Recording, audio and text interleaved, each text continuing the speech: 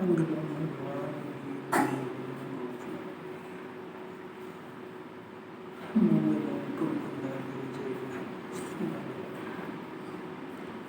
सर्वमंगल मांगल्यं सर्वकल्याणकारकं नाम सर्वभूतानां जय शासन नमः साराय सारभूत्याय च काश्याय चित्स्वरूपाय सर्वभूताय च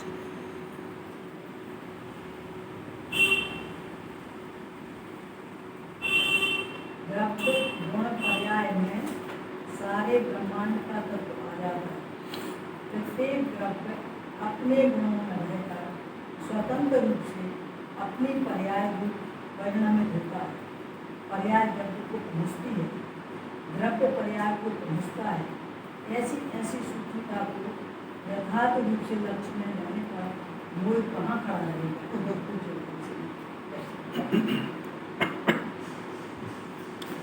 मोह को नष्ट करने की विधि। मोह यानी दुख,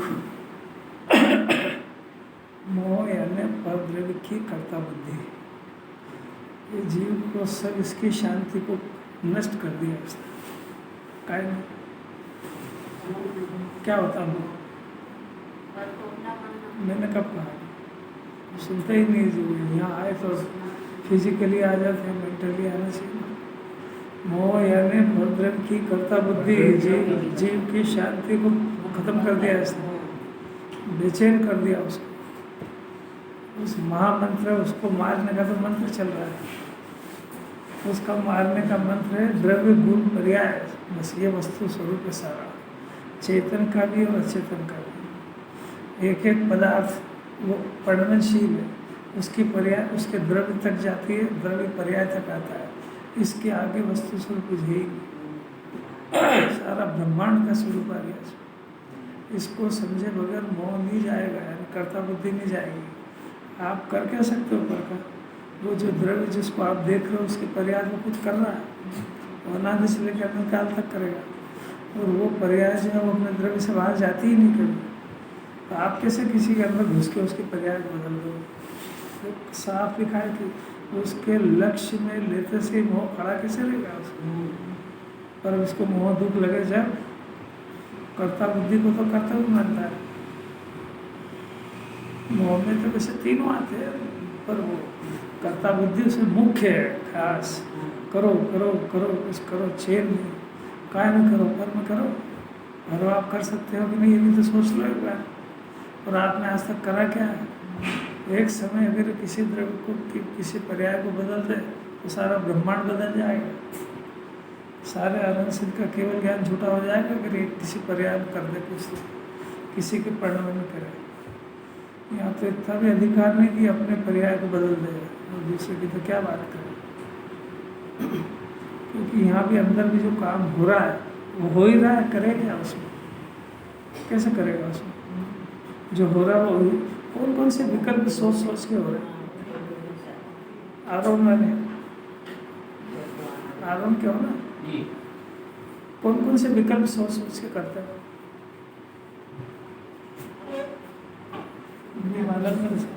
कभी ज्ञान इधर सोचे ही नहीं। विकल्प भी जो हो रहा है इसकी इच्छा अनुसार नहीं हो रहा है।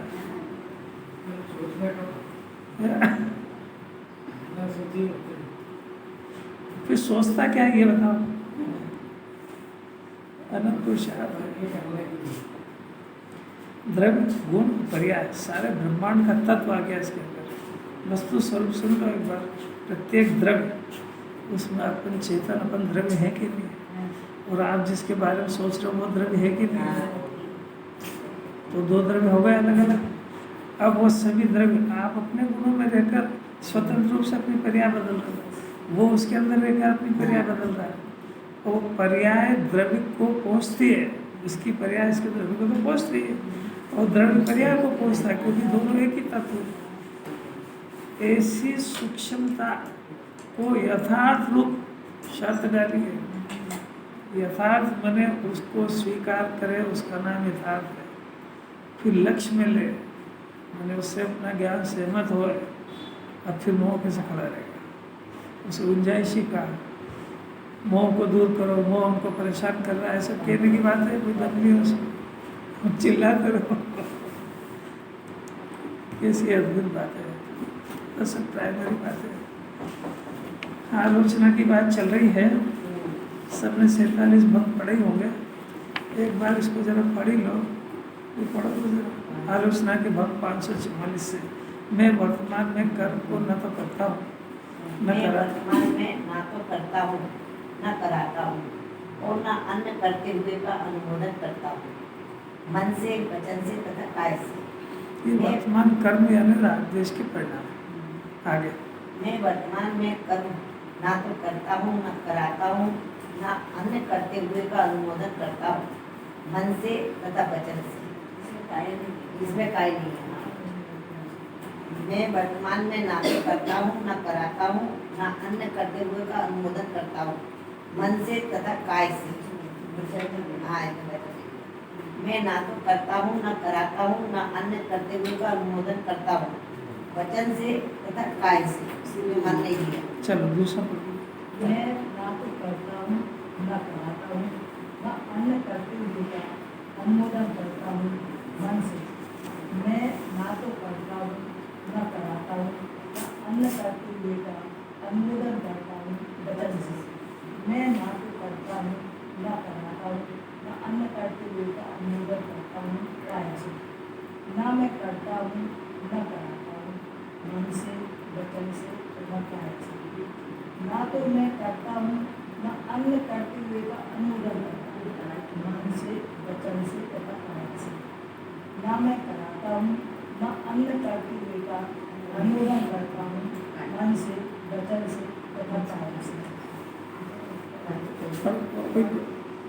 ना मैं करता हूँ न कराता हूँ मन से तथा वचन से। ना मैं करता हूँ न अन्य करते हुए का अनुमोदन करता हूँ मन से तथा वचन से। ना तो मैं करता हूँ न अन्य करते हुए का अनुमोदन करता हूँ मन से तथा वचन से। ना मैं करता हूँ न कराता हूँ मन से तथा काया से। ना मैं करता हूँ न अन्य करते हुए का अनुमोदन करता हूँ मन से तथा काया से। ना मैं करता हूँ न अन्य करते हुए का अनुमोदन करता हूँ मन से तथा काया से। ना मैं करता हूँ न कराता हूँ वचन से तथा काया से। ना मैं करता हूँ न अन्य करते हुए का अनुमोदन करता हूँ वचन से तथा काया से। ना मैं कराता हूँ न अन्य करते हुए का अनुमोदन करता हूँ वचन से तथा काया से। न तो मैं करता हूँ न कराता हूँ मन से, न मैं करता हूँ न अन्य करते हुए का अनुमोदन करता हूँ मन से। न मैं कराता हूँ न अन्य करते हुए का अनुमोदन करता हूँ मन से। न मैं करता हूँ न कराता हूँ वचन से। न मैं करता हूँ न अन्य करते हुए का अनुमोदन करता हूँ वचन से। न मैं करता हूँ न अन्य करते हुए न मैं कराता हूँ न अन्य करते हुए का अनुमोदन करता हूँ वचन से। न मैं करता हूँ न कराता हूँ काया से। न मैं करता हूँ न अन्य करते हुए का अनुमोदन करता हूँ काया से। न मैं कराता हूँ न अन्य करते हुए का अनुमोदन करता हूँ काया से। न मैं करता हूँ मन से, वचन से तथा काया से। न मैं कराता हूँ मन से, वचन से तथा काया से। मैं अन्य करते हुए का अनुमोदन नहीं करता मन से, वचन से तथा काया से। न तो मैं करता हूँ मन से तथा वचन से, न मैं कराता हूँ मन से तथा वचन से। न मैं अन्य करते हुए का अनुमोदन करता हूँ मन से तथा वचन से। न मैं करता हूँ मन से तथा काया से। न मैं कराता हूँ मन से तथा काया से। न मैं अन्य करते हुए का अनुमोदन करता हूँ मन से तथा काया से। न मैं करता हूँ वचन से तथा काया से। न मैं कराता हूँ वचन से तथा काया से। न मैं अन्य करते हुए का अनुमोदन करता हूँ वचन से तथा काया से। न मैं करता हूँ मन से, न मैं कराता हूँ मन से। न मैं अन्य करते हुए का अनुमोदन करता हूँ। न मैं करता हूँ वचन से, न मैं कराता हूँ वचन से। न मैं अन्य करते हुए का अनुमोदन करता हूँ वचन से। न मैं करता हूँ काया से। न मैं कराता हूँ काया से, न मैं अन्य कर्तव्य का अनुमोदन करता हूँ काया से। इस प्रकार प्रतिक्रमण के समान आलोचना में कुल 50 अंक है।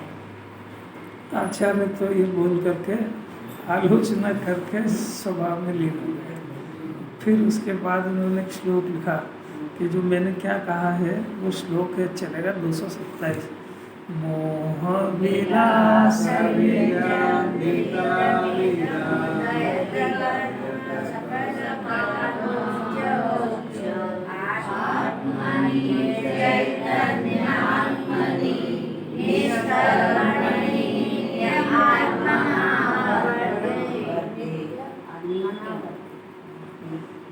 इस कथन का लेने अब वो जो आलोचना कल्प कह रहे हैं ना, आलोचना कल्प यानी आलोचना करने की विधि, ये चारित्र का भेद है।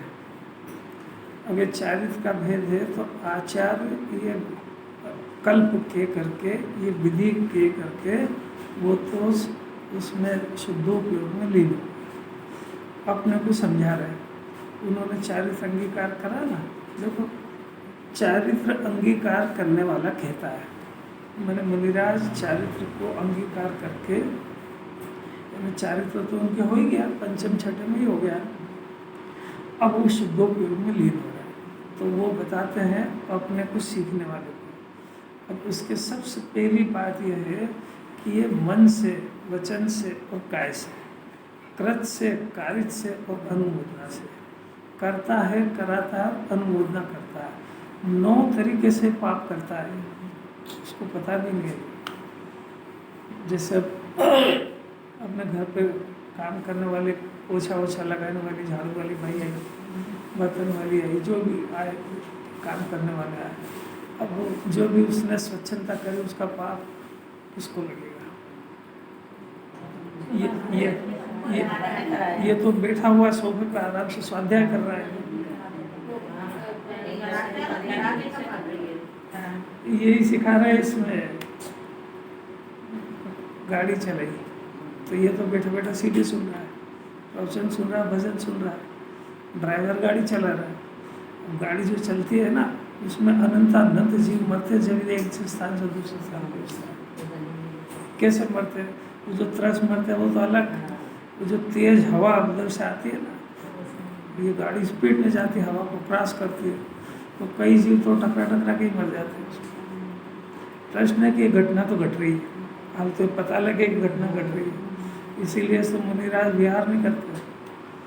अनंत घर से इसने पाँव रखा, मैंने जीवों की हिंसा शुरू करता है, कराता है, अनुमोदन करता है, मन से, वचन से, काय से। के साथ बहुत अच्छा करा आपने, बहुत अच्छे शब्द बोले, बहुत अच्छा विधान बनाया, करे ही करेगा बैठा बैठा। अब इसको पहले तो ये पता लगे कि 9 तरह के पाप निरंतर चल रहे हैं। तेरा वहाँ बैठने से कोई संबंध नहीं है कि मैंने तो बोला ही नहीं, बोला नहीं। वहाँ पर जो काम हो रहा था उसमें तू प्रसन्न हो रहा था देख के, तो चुपचाप अनुमोदना होगी, तेरे को पता ही नहीं लगेगा, तूने तो कुछ भी नहीं करा। अरे बच्चों को जमीकन खिलाया, खाते हुए की अनुमोदना करी, इसने तो बेचारे ने कुछ नहीं खाया तो त्यागी कि मेरे तो जमीकन का त्याग है, परंतु परंतु में कुछ भी नहीं। कैसा अलौकिक बात है, बहुत कठिन पड़ेगा सुनना। जैन कुल में पैदा हुआ अपने घर में बच्चा, वो मोक्ष को प्राप्त करने का अधिकारी है, और उसको माँ बाप ने काम धंधे से लगाया और जिनवाणी छुड़ाई है, देव दर्शन छुड़ाए, और उसको नौकरी पे भेज के प्रसन्न हुए। इसको पता नहीं है इसने क्या करा है। अब तो इस जन्म में सुन ले वही बहुत है, बचना तो बहुत ताकत है, कहाँ से बचेगा? कुछ समझ में आ रही है क्या बात है? अरे जानबूझ के एक अनजान है, अरे बुद्धिपूर्वक है साहब। अब कौन तो सुने और कौन समझे इस रहस्य। अब यहाँ तो बहुत ऊंची बात चल रही है। अब इतनी तो आपको सबको अपनी बुद्धि से समझ जाना चाहिए, अनुमोदना क्या है, वचन से क्या है, करने से क्या है। अब जिनवाणी इसको ज़्यादा डिटेल में नहीं करेगा। वो आलोचना पाठ जो लिखा है वो आलोचना पाठ पढ़ने का नाम आलोचना है नहीं। उसमें तो ये ज्ञान कराया कि चौथे गुण स्थान होने के बाद भी अविरत दशा में भी इतने इतने ठिकानों पे पाप होते हैं। सब उसमें लिस्ट दी पूरी, घर झाड़ू ले जाऊंगा, बुहारी और ये सब, क्योंकि गृहस्थी में है। वो जानबूझ के करे कि अनजाने में, फल तो उनका लगेगा। इसको मनुष्य था, इसको संगी पंचेली था, तो इसको उस परिस्थिति को जानना इसका ड्यूटी थी, कर्तव्य था, और बच के करना था इसको। जितना बच के सावधानी पूर्वक करेगा, विवेक पूर्वक, उतना पाप कम होएगा, पुण्य नहीं होएगा। यह समझे कि मैंने बस बहुत सावधानी से करा, यत्न से करा, या मैंने शुद्ध भोजन खाया तो उसमें पुण्य हुआ, भ्रम में मत रहना। कैसे अलौकिक बात है। घर में रहना हो तो जंजाल है, तो कहाँ तक बचेगा, कितने कीड़े मकोड़े जन्मते, साफ सफाई तो करनी ही पड़ेगी उसकी। नहीं करेगा तो डबल पाप लगेगा, क्योंकि वो बहुत ज़्यादा पैदा होंगे, मजबूरी है, वो करे ही क्या। उस जाल में से इसको निकल करके अपने आप को परमात्मा बनाना बहुत ताकत है, बहुत पुरुषार्थ है। पहले इसका ज्ञान नेत्र तो खुले, किस किस ठिकानों पे, किस किस जगह पे कितना मैं पाप कर रहा हूँ, और जब मैं कर रहा हूँ तो इसकी सज़ा कोई दूसरा भोगेगा। जैन साहब तो ड्यूटी पे गए, वो तो कुछ कर ही नहीं रहे, और घर वाली सब कर रही है, तो उनको पाप लगेगा कि नहीं, प्रश्न ये है। अच्छा, वो समझदार है, और वो वहाँ पे जो काला पीला करके आ रहा है उसका पाप आपको लगेगा कि नहीं? इतना भी समझ में आ गया। फिर वो उसको प्रोत्साहन करेंगे कि ज़्यादा पाप करके आओ। जितनी समझ जाएगी तो नहीं करेगी। अभी तक क्या करा ये समझ में आया कि नहीं? अभी तक क्या करा ये समझ में आया कि नहीं? अरे आ गया। अब वो सब स्टॉक में पड़ा हुआ है, वो सब प्राकृतिक व्यवस्था है। उस परिणाम से 8 कर्म बंधे, इसकी सत्ता में पड़े, अब आधा खा छोड़ के उदय में आएंगे। फिर ताको उदय जो आयो, नाना विधि मोहि सतायो, फल भुंजत, जैसे जैसा उसका फल आएगा, महादुखी होएगा, सुनने वाला कोई नहीं जगत के अंदर। ये दुख भोगेगा, वो खुद ही जानेगा, केवल ही जानेंगे, वो करेंगे कुछ नहीं। क्यों नहीं करेंगे? कि इसने भी वो पाप करते समय किसके बारे में विचार करा। कितनी गंभीर बात है। नहीं आ रही भूपेंद्र जी, समझ में नहीं आ रही। कितनी अलौकिक बात। अब तो उससे बचने का मौका आया। आलोचना शुरू करने के पहले, सबसे पहले तो सारी परिस्थितियों का ज्ञान होता है, वस्तु स्वरूप का ज्ञान होता है, उसको सम्यक दर्शन ज्ञान कहते हैं। तो उन सबकी जड़ ये रागादि के परिणामों से एकत्व बुद्धि है। समझ में आया? आत्मा भगवान स्वाभाविक, भगवान स्वरूपी, वीतराग मूर्ति, सिद्ध भगवान के समान एक पारणामिक भाव, ध्रुव, चैतन्यमय सत्ता, अनादि अनंत एक रूप विराजमान, पारणामिक भाव रूप में विराजमान गायक तत्व है। अब ये तो है, इसमें न परिणमन होता है, न दशा बदलती है, और जब बदलती नहीं तो इसमें विकार भी नहीं होता है। विकार होने की संभावना बदलने वाली जगह पर होती है। जहाँ ध्रुव एक रूप होता है, वहाँ विकार भी नहीं होता है। और जब विकार नहीं होता तो ये अनादि से शुद्ध ही रहा है, वो शुद्ध ही रहता है। अब जो विकार उत्पन्न होता है वो इसकी दशाओं में होता है, उस दशा का नाम पर्याय है। और वो जो दशा के अंदर जो विकार उत्पन्न होता है, वो विकार ये ध्रुव नहीं करता है, वो विकार वो पर्याय खुद ही करती है।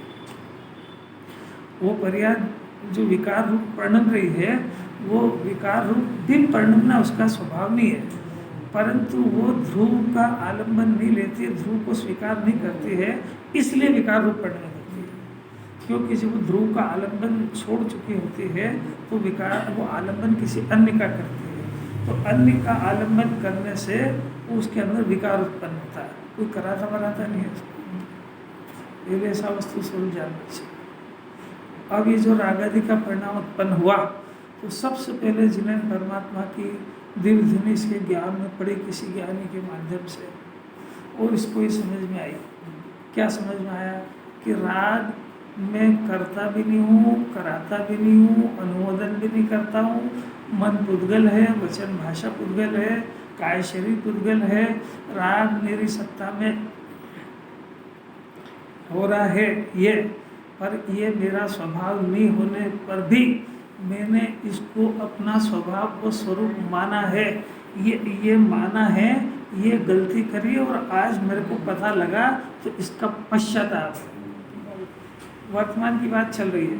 तीनों काम प्रतिक्रमण, प्रत्याख्यान और आलोचना वर्तमान की पर्याय में होते हैं। भूतकाल संबंधी वो विचार हो तो प्रतिक्रमण कहलाता है, वर्तमान का हो तो आलोचना कहलाता है, भविष्य के लिए नहीं हो तो प्रत्याख्यान कहलाता है। पर परिणाम एक ही होता है और वो परिणाम वर्तमान में होता है, क्योंकि भूतकाल की तो सब पर्याय नष्ट हो गई, भविष्य की अभी आई नहीं है। जो काम हो रहा है वो वर्तमान नहीं हो रहा है। और ये जीव को भी जो निरंतर चिंतन चलता है, और ये भी एक चमत्कार है कि वो या तो भूतकाल में जीता है या भविष्य में जीता, वर्तमान में जीना ही नहीं आता उसको। कौन सिखाए उसको? जो उसका जब भी बैठा रहेगा फुर्सत में, तो या तो पुरानी सोचेगा और या भविष्य की सोचेगा। वो सोच रहा वर्तमान में, तो वर्तमान भी खराब कर दिया उसने। अरे कैसे बात समझ में आए? एक ही परिणाम से प्रतिक्रमण भी हो जाएगा, आलोचना भी हो जाएगी और प्रत्याख्यान भी हो जाएगा। अभी हर बात सुनो, बहुत शांति से सुनो। इसका 24 घंटे का कैरेक्टर बता रहे हैं। ये वर्तमान में जो इसको परमात्मा बनने का चांस मिला था, और वर्तमान की पर्याय में, वो तो इसने पूर्व के चिंतन में खो दिया, और या फिर भविष्य के चिंतन में खो दिया। तो पूर्व की पर्याय तो सब व्यय हो गई, जो भी परिणाम था उसके कर्म बन गए और सब लौट में पड़े। अब तो वहाँ तेरे को जाने का और बदलने का कोई अधिकार है ही नहीं, और भविष्य की पर्याय भी आई ही नहीं। अब भविष्य में तो कितने दिन जिंदा रहेगा, वो संयोग आएगा नहीं आएगा, जो भी कुछ होना वो तो तूने देखा ही नहीं है। तो ये जो भी वर्तमान का समय था, जिसमें तेरे को वेद ज्ञान करके अपने आत्मा के दर्शन करना था, वो तो तूने खो दिया। अब खो दिया, इसमें इतना जीवन निकल गया है। अब भी अगर समझ में आ जाए तो नहीं आ गया। धर्म वर्तमान में होता है, भूत में होता है ना भविष्य में होता है। और वर्तमान में ये काम इसको करना था, इसको आज तक कोई ये कहने वाला समझाने वाला नहीं मिला। ये उसकी गलती नहीं है, इसकी गलती, इसने ढूंढा क्यों नहीं? तो आरोप लगा, मैं क्या करूँ, भगवान मिला ही नहीं। तो तूने दूसरी भी तो चीज़ें ढूंढी, सब तूने सब ढूंढा कि नहीं ढूंढा? नौकरी तो ढूंढता है कि नहीं? छोकरी तो ढूंढता है कि नहीं? खाने पीने की चीज़ें तो ढूंढता है कि नहीं? व्यापार व्यवसाय की ढूंढता है कि नहीं? ये क्यों नहीं ढूंढी तूने? नहीं आ रही समझ। कर्म के ऊपर आरोप लगाने की तो कोई गुंजाइश है ही नहीं। कौन समझे जो आपको? दुखी हो रहा है। वर्तमान की जिनवाणी वर्तमान की पर्याय से बात करती है। जो है नहीं उसकी क्यों बात करें, जो आया नहीं उसकी क्यों करें? वर्तमान जो व्यक्त ज्ञान है उससे जिनवाणी बात करती है। अब वो जो व्यक्त ज्ञान है उसको सिखा रहे हैं कि ये जो परिणाम तेरे अंदर उत्पन्न हो रहा है, तो ध्यान से देखना जरा। दो परिणाम उत्पन्न हो रहे हैं। एक तो रागादि का परिणाम, मोह के परिणाम की अभी बात नहीं करते क्योंकि चारित्र की चल रही है। रागादि का परिणाम हुआ, विकल्प उत्पन्न हुआ, और एक इस विकल्प को, राग को जानने वाला ज्ञान भी साथ में उत्पन्न होता है, निरंतर उत्पन्न हो रहा है, अनादि से हो रहा है। और ये कभी ये नहीं देख पाया कि मेरे अंदर ज्ञान भी उत्पन्न हो रहा है। ये अनादि से यही चिल्ला रहा है कि मेरा राग हो रहा है और मैं राग से परेशान। गजब ज्ञान में प्रकृति है। अगर एक तुम कुंदाचार्य नहीं मिले होते, दुनिया में तो कोई आलोचना का स्वरूप ही नहीं जानता है। आलोचना का अर्थ है, अभी सब बताएंगे इसके अंदर, कि वो जो वर्तमान परिणाम है वो आलोचना, मैंने आलोचनापन करते ना किसी की, तो आलोचना क्या होती है? निंदा बुराई। तो निंदा बुराई करते उसके साथ में एक शब्दांत चलता है कि उसकी शक्ल भी नहीं देखेंगे। नहीं आ रही सब होता भी है क्या? नहीं सब होता है। तो अब आचार्य सिखा रहे हैं कि राग से विमुख हो जाए, इसकी शक्ल भी मत देखना, क्योंकि राग विभाव है। राग आत्मा के अंदर से नहीं आता है, राग पर से कनेक्शन जोड़ता हुआ पैदा होता है। राग से इस जीव को वर्तमान में कर्मों का बंधन होता है, राग से जीव वर्तमान में दुखी होता है। ऐसे राग को क्यों देखना चाहता है, उस राग से विमुख क्यों नहीं होता है? वो जो ज्ञान अपने अंदर से उत्पन्न होता है, जो ज्ञान आत्मा के साथ तादात्म्य है, ये राग आत्मा के साथ तादात्म्य नहीं है। वो ज्ञान जो आत्मा के साथ तादात्म्य है, वो ज्ञान आत्मा का नमूना है, वो ज्ञान आत्मा को प्रसिद्ध कर रहा है। तो तू व्यर्थ में उस राग को क्यों प्रसिद्ध कर रहा है? समझ में आ रही कोई बात? ऐसा एक बार नहीं, करोड़ों बार सुने। जब तक ये ज्ञान उधर से विमुख नहीं हो जाए, तब तक दूसरी कोई बात सुनने की है ही नहीं चाहिए इधर से। क्योंकि जो काम कराना था वो नहीं करा, तो दूसरी बातें काम की क्या तरह?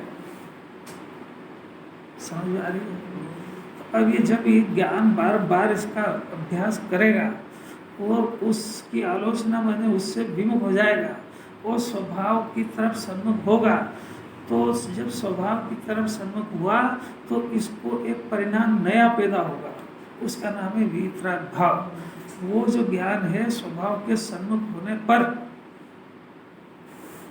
जो राग उत्पन्न होता है ना, तो राग उत्पन्न होता है तो उसमें इसके उपयोग की भूमिका है। ये उपयोग होता है ना, उपयोग यानी जानने देखने का परिणाम। तो ये उपयोग जब ये पर सन्मुख होता है,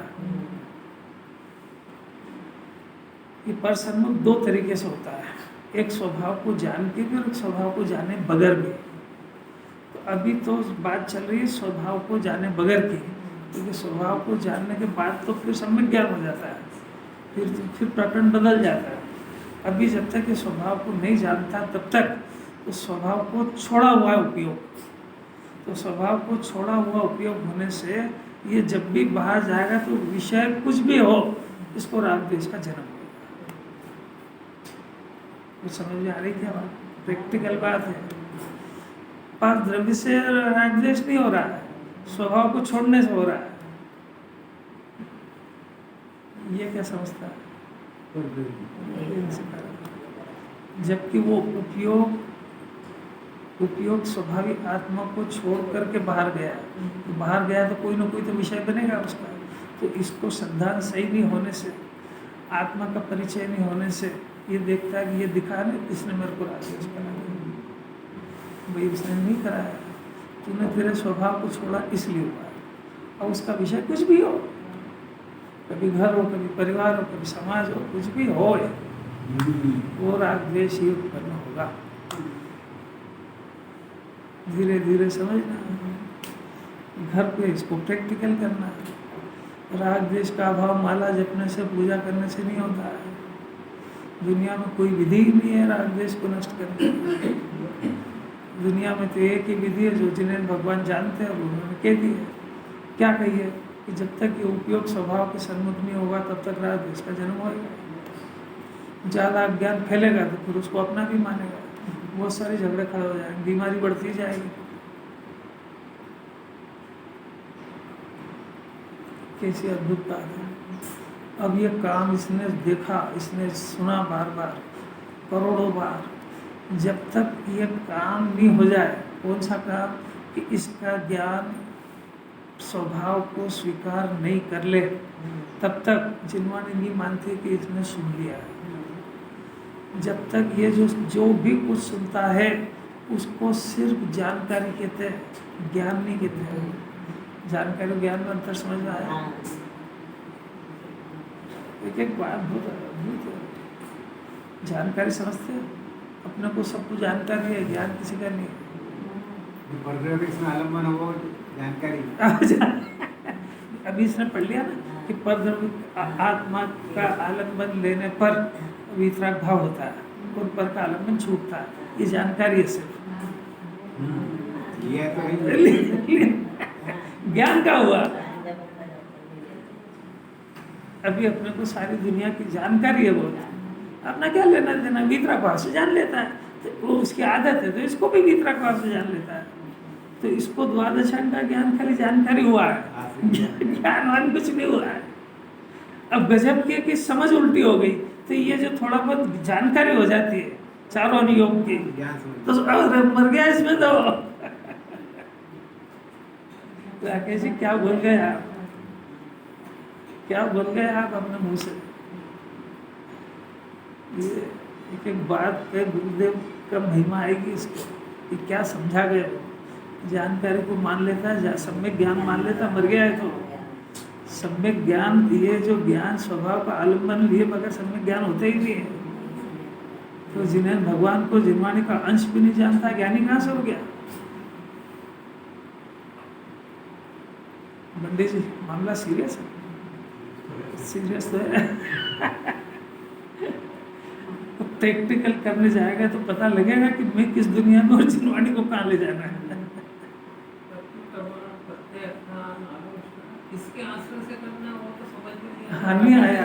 हाँ तो ये अभी देखो, आज आलोचना का प्रकरण है, आलोचना किसको कहते हैं, इधर फोकस करो। अब पुरानी बातें इधर उधर की याद नहीं करना। अब आलोचना किसको कहते हैं समझो तो सही। मैंने जिस परिणाम से इसको अनादि से दुख मिला है उसकी निंदा कर रहे हैं, तो उसको ही पता ही कहाँ लगा कि मैं चार गति किस वजह से भटका हूँ। काहे की आलोचना, तो तूने बस वो जो थोड़ी बहुत वो पढ़ ली आलोचना पाठ, तो उसकी करा करता है, वो तो है ही, वो तो ज्ञान कराया तेरे को वहाँ पे, वो कोई आलोचना थोड़ी है। आलोचना इसलिए नहीं है कि तेरे उन सब कामों में से कितना % तो रिवर्स हुआ। झाड़ू लगाना बंद हुआ कि बिन सौदा भोजन करना बंद हुआ। बिन सौदा भोजन समझते हैं, हमारा होटल में बिन सौदा भोजन बनता है क्या। तो ये करते रहो आलोचना पाठ, उनको कितनी समझ आएगी वो सब जिनवाणी बताएगी। है ना, पुरुषार्थ है ये, इसीलिए हुआ कि जो पढ़ता है उसका अर्थ सोचता नहीं है। सोचे ना तो जिनवाणी तो पेज पे लिखी है, ज्ञान नहीं खुल जाए इसका। फिर किसी भी पाप में हाथ डालने में ना रोंगटे खड़े होंगे, पाप हाथ कांपेगा उसका। कैसी कैसी बात है। अभी तो फोकस इस पे कर रहे हैं कि आलोचना शुरू कैसे होती है। तो जिस परिणाम का इसको ज्ञान हुआ कि ये परिणाम उत्पन्न हो रहे हैं, जो रागद्वेष के परिणाम हो रहे हैं, वो जो ज्ञान उत्पन्न हो रहा है, तो राग का स्वरूप भी जाना और ज्ञान का स्वरूप भी जाना। ज्ञान का उत्पत्ति कारण कैसे होता है ये भी जाना, और राग का उत्पत्ति कैसे होती है ये भी जाना। ऐसा सब पहले जाना, ये कोई कराता नहीं है, ना तो ज्ञान कोई कराता ना राग कोई कराता है। ज्ञान स्वभाव से होता है और राग विभाव ये इसका ये खुद ही करा करता है, कोई नहीं कराता है। कर्म का उदय वगैरह तो सब इसको समझाने की बात है, कोई कराता वराता नहीं है, खुद ही करता है, रुचिपूर्वक करता है, अज्ञान से करता है, नहीं समझता इसलिए करता है। इसको ये बात पता ही नहीं लगी कि इससे मेरे बंधन हो रहा है और इसी से मेरे को इतना सारा क्लेश भोगना पड़ रहा है, समझ ही नहीं पा रहा है। अब बेचारा जो समझता है वो कर लेता है, पूजा कर लेगा, पाठ कर लेगा, विधान कर लेगा, जो जो इसने समझा वो कर लेता, वो सब कारण ही नहीं है इसके। रागद्वेष मोह को कम करने के कारण है, वो मिथ्यात्व को कम करने के है, उसमें ABCD भी नहीं है। और सुनना कड़क, स्वभाव और स्वरूप को समझे बगैर जो जो भी क्रिया करेगा उसमें मिथ्या दर्शन को पुष्ट करेगा। नहीं आ रही समझ। स्वभाव और स्वरूप को समझे बगैर वही क्रिया जिसको ज्ञानी करके मोक्ष प्राप्त करते हैं, वही क्रिया को यह करके मिथ्या दर्शन ज्ञान को पुष्ट करेगा। मैंने जिस तलवार से इसको दुश्मन को काटना था उससे अपनी गर्दन काट लेगा। इसलिए स्वभाव स्वरूप को समझना कितना जरूरी है। सबसे पहली बात, आप स्वरूप तो समझो, क्या बात चल रही है, समझ भी आ रही है कि नहीं, कुछ खाली गर्दन हिला रहा है कि वास्तव में समझ में आ रही है। कैसी अद्भुत बात। अब क्या हुआ, इसको रहस्य पता लगा कि जब मेरा उपयोग है, ये उपयोग तो उपयोगवान आत्मा का है और ये आत्मा में से अंदर से पैदा हो रहा है। तो जब ये उपयोग पर को विषय बना रहा था अनादि से, तो यहाँ रागद्वेष का जन्म हो रहा था। अब इसको एक कला समझ में आई कि इस रागद्वेष से तुम्हें दुखी हो रहा था, अब इस दुख को दूर करने का एक ही इलाज को उपयोग को फेर दो वहाँ से, और जिस जो दुश्मनों से हटा लो। तो इसने दुश्मन तो बाहर कोई था ही नहीं, तो खाली सिर्फ ये समझ गया कि ये उपयोग अगर अपने स्वभाव के सन्मुख होता है तो राग उत्पन्न ही नहीं होता है। तो ये विधि उसको सुनते सुनते सुनते समझ में आई और उसने एक बार इसका प्रैक्टिकल कर लिया और उपयोग को सब जगह से हटा करके, शरीर से, राग से, बाहर से, संयोग से, सब से, भगवान से भी, जिसने ये बात सुनाई उससे भी हटा करके, और इसको कहते हैं जिनवाणी का सुनना। तो इसने जब अपने स्वभाव को, गायक को, ज्ञान को विषय बनाया तो अब राग द्वेष का कोई कारण बचे ही नहीं। राग द्वेष उत्पन्न ही नहीं होता है, इसका नाम आलोचना है। समझ में आया आलोचना की परिभाषा? क्योंकि वो जो परिणाम गंदा था उससे विमुख हो गया है, उसका नाम था राग द्वेष। तो जब ये स्वभाव के सन्मुख हुआ, ज्ञान उपयोग का विषय, उपयोगवान शुद्धात्मा बना, तो राग द्वेष का उत्पन्न ही नहीं हुआ। जब उत्पन्न नहीं हुआ तो इसका नाम है आलोचना। तो उसके पहले क्या विचार करा था कि राग मैं नहीं हूँ, राग मेरा नहीं है, राग मेरा स्वरूप नहीं है, राग मैंने अनादि से किया नहीं है, राग मैंने आज तक कराया नहीं है, राग करने वाले की अनुमोदना मैंने करी नहीं है। क्यों नहीं करी है? कि ये मेरे स्वभाव ही नहीं थी। समझ में आया? तो पहले स्वभाव को याद करके सम्यक दर्शन होता है और फिर चारित्र में कृतकार्यता अनुमोदना होती है। दोनों के विषय अलग अलग है। पहले क्या है कि ये न मेरे स्वभाव में है नहीं, मैं इसका स्वामी हूँ नहीं, ना मैंने किया है न कराया है। ये आलम्बन स्वभाव को देख करके बोल रहा है, इसका नाम सम्यक दृष्टि ज्ञानी है। अब यहाँ जो बात चल रही वो तो चारित्र की चल रही है, इसमें न मैंने किया है ना, क्योंकि मन वचन काया आत्मा में है ही नहीं। ज्ञान चेतना, कर्म चेतना, कर्म फल चेतना, किसी से की चर्चा चल रही है कि ये ज्ञान जब पहली बार ये सबसे भिन्न पड़ा, राग मैं नहीं हूँ, राग मेरा नहीं है, मैं ज्ञान का बना हुआ हूँ, राग का मैं करता नहीं हूँ, राग मैंने किया नहीं है, राग मैंने कराया नहीं है, राग करने वाले की अनुमोदना नहीं करी है। क्यों नहीं करी है? क्योंकि मेरे स्वभाव में नहीं है। भाई ये स्वभाव में नहीं है, स्वरूप में नहीं है, तो ये ज्ञान ज्ञान में छेद गया, ज्ञान चेतना शुरू हो गई। अब ज्ञान चेतना शुरू हो गई तो अब जो बच गए कर्म चेतना और कर्म फल चेतना, उससे निवृत्त करा करके भगवान बना रहे। तो जो कर्म चेतना की बात चल रही है अभी, ये प्रतिक्रमण, प्रत्याख्यान और आलोचना, ये तीनों कर्म चेतना के भेद है। और अभी कर्म फल चेतना के कर्म की 148 प्रकृति की चर्चा अभी चलेगी। इसके बाद ये तीन प्रतिक्रमण, प्रत्याख्यान, आलोचना के बाद में कर्म की 148 प्रकृति वो कर्म का फल है, उससे निवृत्त कराएंगे तब ये जीव भगवान बनेगा। आलोचना की बात हो रही है, राग और ज्ञान अलग दिख जाए तो ऐसा बोलना पड़ेगा मन से। बोलने की क्या, बोलने की फिर से आप सुनो, मेरे ध्यान से सुनो, सुना तो सही, ध्यान से सुनो।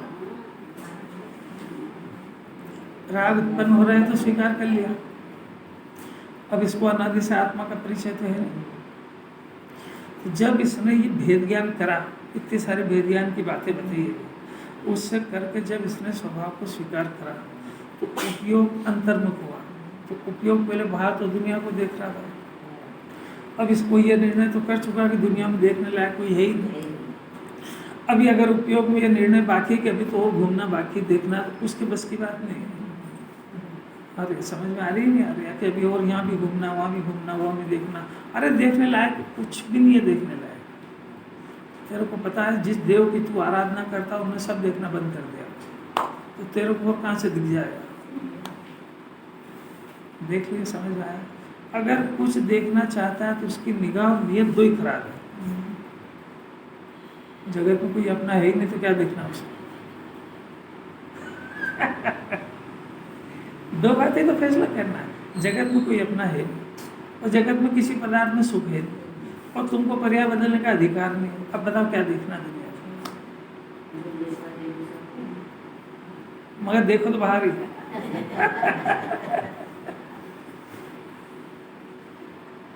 अरे अलौकिक बात है, ये सिद्धांत है, उसके बगैर ध्यान थोड़ी रिवर्स होएगा। अब ये आया, तो जब इसको अंदर ज्ञान नेत्र खुला तो ज्ञान होना बंद थोड़ी हो जाएगा, ज्ञान तो खुलेगा। बाहर देखना बंद हुआ तो ज्ञान अंदर देखेगा कि नहीं? जो अंदर जो नज़ारा देखेगा तब ये फैसला होगा कि जगत में बाहर तो कुछ है ही नहीं ऐसा। यहाँ तो न राग है, न द्वेष है, यहाँ तो कल अत्यंत आनंद की अनंत गुणों का खजाना भरा हुआ है। और जब ये देखा अंदर में, इसके बाद सविकल्प दशा में ये परिणाम उत्पन्न होता है कि राग मेरा था नहीं, राग में हूँ नहीं, राग मेरा स्वरूप नहीं है, राग को मैंने किया नहीं है, राग को मैंने कराया नहीं, क्योंकि अंदर तो दिखा ही नहीं। तो जब अंदर गया था और वितराग भाव पैदा हुआ तब इसकी आलोचना हुई। आलोचना का कोई आधार तो चाहिए ना। आलोचना हुई तो आज जो इसको वितराग भाव प्रकट हुआ तो पूर्व के सारा प्रतिक्रमण हो गया, और जिस राग से कर्म बन रहे थे वो राग होना ही बंद हो गया, तो प्रत्याख्यान भी हो गया। परिणाम तो एक ही है। और ये तीनों काम वर्तमान में होते हैं, वो तीनों काम जब ये होश में आए तब होते हैं। एक समय में हो जाए, एक समय में तीनों हो जाएंगे। एक समय में ज्ञान सम्यक ज्ञान होता है, एक समय में मिथ्या ज्ञान से सम्यक ज्ञान होता है, एक समय में बस ये जो समय है उसमें पूरे द्वादशांग का सार समझ में आ गया। इसको जो अतीन्द्रिय आनंद आया तो इसको अनंत का परिचय हो गया, गजब हो गया। ये जो मेरे को आनंद आया है, ये आनंद जिनको आ रहा वो मेरे परमात्मा है। और ये बात जिससे सुनने को मिली उसका बहुमान अब आएगा। अगर आप नहीं बताए होते तो ये मेरे को ये कला कैसे प्रकट होती, तब उसको फल आया ना तो यथार्थ बहुमान आता है। उसके पहले वो खाली देखा देखी कहता है। सब कहते हैं कि नहीं कहते? दुनिया में सबसे सुन लो। परम उपकारी गुरुदेव की जय। तेरे को उपकार क्या क्या हुआ ये बता। नहीं समझ, उनकी एक एक बात को पी जाए, एक एक शब्द भी निरर्थक नहीं जाने दे, इसका अर्थ है कि उपकार हुआ। एक बात तो सुनता नहीं होगी, कैसी गजब की बात है। भगवान की जय हो, वो तो तू नहीं बोलेगा तब भी जय। जय हो का अर्थ है कि उनकी सब बात से मैं सहमत हूँ। कौन कौन चीज़ से सहमत हो? क्रमबद्ध पर्याय से सहमत हो, इसी वालों की बात है। सुनने में मन लगना बहुत ताकत है यार, क्या करें क्या। जीव को सुखी होना हो तो मन मार के कैसे भी करके इसको उतारना पड़ेगी।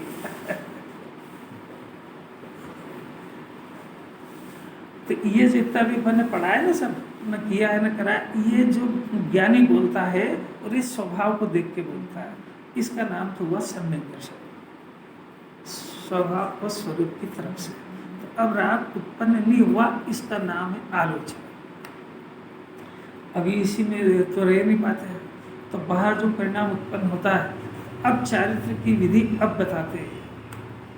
देखो, निश्चय चारित्र को अंगीकार करने वाला, तो निश्चय चारित्र कब अंगीकार होगा? सम्यक दर्शन ज्ञान के पहले होगा। फिर चारित्रिक भूमिका में जो आ जा रहा है 5वें छोटे साथ, तो फिर अब पहले सम्यक दर्शन ज्ञान होएगा ना, अब ये डायरेक्ट निश्चय चारित्र अंगीकार करने लगेगा। अब उसमें जो लिखा हुआ है वो, उसमें तो वो लिखा हुआ व्यवहार चारित्र की बात लिखी है, व्यवहार में प्रतिक्रमण प्रत्याख्यान मनोन की बात लिखी है, उसमें निश्चय चारित्र की तो बात ही नहीं है। मैंने जिनवाणी को कितनी तरीके से सावधानी से पढ़ी जाती है, पहले ये तो सीख लो। निश्चय चारित्र को अंगीकार करने वाला कहता है, मैंने विचार करता है क्या कि मोह के विलास से फैला हुआ ये उदय में आता हुआ कर्म, क्या चरित्र वो वाले लेना। अच्छा अभी सुनो सुनो शांति से। अंगीकार करने वाला जो उसका ज्ञान है, ज्ञान है उसका, तो उसके जो प्रावेश के परिणाम उत्पन्न हो रहे हैं, मोह तो खत्म ही हो गया। उसके जो रागद्वेष के परिणाम 25 तरह की कषाय में से 21 तरह की बाकी है, सब चल रही है, वो उत्पन्न हुई।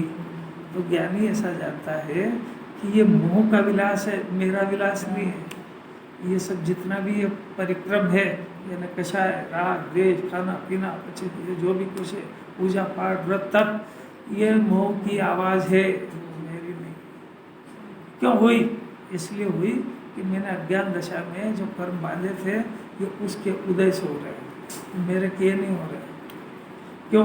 क्योंकि भेद ज्ञान होने पर उसने ज्ञान से अपने अंदर देखा कि मेरे अंदर तो कोई ऐसा कोई फंक्शन ही नहीं है कि ये किस तरह की कषाय करूँ, राग द्वेष करूँ, तो फिर ये हो तो रहा है, कैसे हो रहा है? ये सब वो मोह से रिलेटेड है। मोह का विलास है, आत्मा का विलास नहीं है। आत्मा का विलास तो अतीन्द्रिय ज्ञान आनंद सुख हो गया। बाबू जी मजा आ रहा है? अब देखो, मोह के विलास से फैला हुआ यह उदय में आता हुआ कर्म, उदय में आता हुआ कर्म यानी पाप और पुण्य के परिणाम, ये उदय में आते हुए कर्म है, जीव के किए हुए कर्म नहीं है। ज्ञानी की बात चल रही है, अज्ञानी को तो जीव खुद करता है। जिसकी दवा उसी को रखना, नहीं तो ये खा जाए। कितनी सतर्कता से सुनने, ये अपने लिए लगा। देखो साहब, ये राजदेश का परिणाम, ये मैं तो करता नहीं। अभी पढ़ के आया कि कर्म के उदय का मोह का विलास है, तो मैं तो करता हूँ ही नहीं इसका। अबे तेरे लिए नहीं लिखी थी इसी के लिए तू अगर इसको ऐसा कैसा अडॉप्ट कर लेगा तो निश्चयवासी स्वच्छंदी हो जाएगा। तो इसलिए ध्यान क्यों करेगा? उसने तो अपने स्वभाव को देखा, निर्विकल्प धारा का स्वाद लिया, आत्मा के अनुभव के ऊपर वो बोलता है कि ये जितना भी काम है ये मेरा किया धरा नहीं है, ये पूर्व के कर्म के उदय में आए हुए ये परिणाम है। मैं तो इनसे भिन्न जानता हूँ अपने को, तो इससे तो मेरा कोई कनेक्शन है ही नहीं। अज्ञान तो उसका कनेक्शन जोड़ता है। देखो, यह उदय में आता हुआ जो कर्म है, देखो उस सब की आलोचना करके जो परिणाम आ रहा है ना, तो उसी की तो आलोचना कर रहे हैं। अरे जब ये खुद ही करेगा तो काहे को आलोचना करेगा? हाँ बोलो। मोह में तो फैला हुआ है, तो कैसे मोह तो जो संक्रमण बीमारी फैली है, तो फैली है ना, तो बाहर का वायरस है कि घर की बीमारी है? बाहर का वायरस है, तो बाहर का फैला हुआ बीमारी है। ऐसा ये जीव की सत्ता में ही हो रहा है। राजदेश का परिणाम की बाहर कपड़े से बाहर नहीं हो रहा है, ये हो रहा है, पर भेद ज्ञान हो गया उसको, तो ये जानने में भी आ रहा है, तो उसको अपना किया कराया नहीं जानता है। तभी तो उसकी स्तुति में आवाज आती है, दूर हटो पर परिणाम सहजानंदी रहूं अभिरा। तो राग देश के परिणामों को पर कृत कर्म कृत जानता है, और स्वकृत परिणाम अपने ज्ञान स्वभाव को आनंद को जानता है, तो अपने स्वकृत परिणामों को बढ़ाएगा, वो परकृत परिणामों से हटेगा। इसका नाम आलोचना है। समझ में आ रही है? आ जाए तो नहीं आ रही है? मोह का कर्म की आलोचना होती है, दूसरे कर्म की आलोचना नहीं होती। राग द्वेष में 25 कषाय आ गई। मोह तो उसको नेता बताया है, राग द्वेष का बताते रहे आप। मोह के फैला से हुआ उदयमान में आता हुआ कर्म, कर्म शब्द है, कर्म का अर्थ है भाव कर्म, यानी राग द्वेष का परिणाम। 25 तरह की कषाय में से 21 तरह की कषाय, क्योंकि ज्ञानी हो गया है, चारित्र अंगीकार कर रहा है, इसलिए उसके मिथ्या दर्शन और अनंतानुबंधी की चाल चली गई है। इसलिए वो क्रोध मान माया लोभ जो है वो 25 तरह के है, 4 चौक 16 और 25, तो उसमें से एक अनंतानुबंधी की चाल चली गई है, इसलिए 21 बची है। कुल सबका एक नाम कर्म है। अब थोड़ा बहुत पढ़ा हो तो समझ में आए कहाँ से आएगा। अब यहाँ तो कोड वर्ड में बातें चलती है, उसका नाम कर्म है। उन सब की आलोचना करके, सर्व कर्मों की आलोचना करके, अब मैं देखो चारित्र की धारण कर लिया ना। निष्कर्म किसको कहते हैं? सर्व कर्मों से रहित, ये परिणाम है, वीतराग भाव है, ये द्रव्य नहीं है। यहाँ से द्रव्य गुण पर्याय को वो समझ के निकालने की बात है। निष्कर्म परिणाम यानी कोई कर्मों से रहित परिणाम, यानी वीतराग भाव, वो निष्कर्म परिणाम है। आत्मा के आश्रित होने वाला परिणाम है, वो निष्कर्म परिणाम है। अब वो पैदा कैसे होता है, ये सुन लेना आखिरी बात, कि वो चैतन्य स्वरूप आत्मा में, आत्मा से ही निरंतर वर्त रहा हूँ, तो ये निष्कर्म परिणाम पैदा होता है। ये चैतन्य स्वरूप आत्मा, यह द्रव्य आत्मा, आत्मा में फिर आत्मा, यह पर्याय, और उसमें निरंतर वर्तन होने से निष्कर्म यानी सर्व कर्मों से रहित वितराग भाव का जन्म होता है। यह आलोचना का फल होता है। किसी से नहीं पूछना, घबराओ मत। समझ सब सकता, बोलना नॉट कंपल्सरी, इतनी आसान नहीं है। समझ जाए कि निष्कर्म परिणाम वितराग भाव को कहते हैं, वो चेतन स्वभावी आत्मा के आश्रय से होता है। आश्रय लेने वाला भी आत्मा है, उसको क्षणिक आत्मा कहते हैं। त्रिकाल आत्मा को आत्मा कहते हैं, वो त्रिकाल आत्मा है। क्षणिक आत्मा त्रिकाल आत्मा का आश्रय लेता है तो निष्कर्म दशा का जन्म होता है, वितराग भाव का जन्म होता है। और अगर त्रिकाल क्षणिक आत्मा त्रिकाल आत्मा का आश्रय नहीं लेगा, पर का आश्रय लेगा, तो राग द्वेष मोह का जन्म होगा, क्लेश जन्म जन्म क्लेश पाएगा। और इसको दूर करने के लिए व्रत तप पूजा पाठ कुछ भी करे, वो शास्त्र भी पढ़ता रहे जिंदगी भर, तो निष्कर्म दशा प्रकट नहीं होगी। क्योंकि उन्होंने विधि बता दी थी, उसको पढ़ने का थोड़ी कहा था, बार बार विधि बता के अडॉप्ट करने का कहा था। तो उसमें विधि में तेरे को द्रव्य बताया, पर्याय बताया, तो वो खाली पढ़ता ही रहेगा कि कुछ अंदर दूसरा काम भी करेगा? ये आलम्बन लेने का काम तो अंदर चल रहा है, वो तो तू जो कर रहा है वो बता रहे हैं उसमें, और जो करना वो बता रहे हैं, ये थोड़ी पढ़ने से होएगा। कैसी अलौकिक बात है। घबरा गया होगा जीव, उसका टाइम तो हो गया ना पूरा, उसके समय के हिसाब से उसकी चैतन्य की सुई भी सरक जाती है। चलेगा क्या, बाबा चले।